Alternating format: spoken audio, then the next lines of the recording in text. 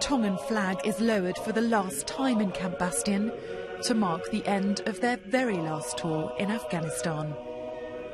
Before leaving the country, they held a special ceremony. And Tongans know how to do a ceremony. Tonga is the smallest nation in the ISAF campaign, their population just 123,000, equivalent to the city of Gloucester.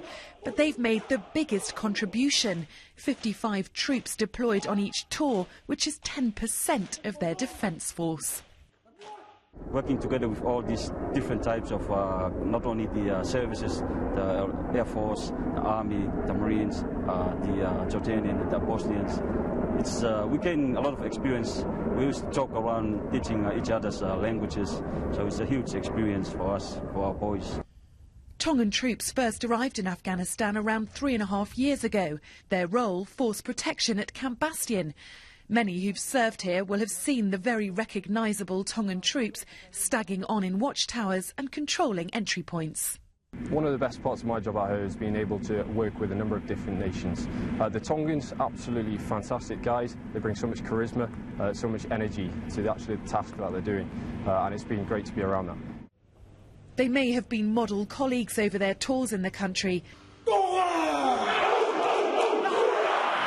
but they've made daunting opponents in friendly games of rugby, and indeed the cultural differences at times stark.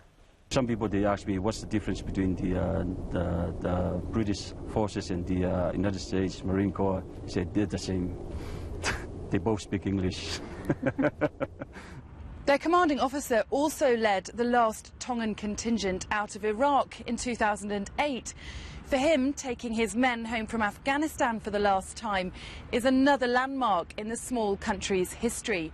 The South Pacific island, a world away from the UK, but the bond it shares with our armed forces is as close as ever. Sally Lockwood, Forces News, Camp Bastion.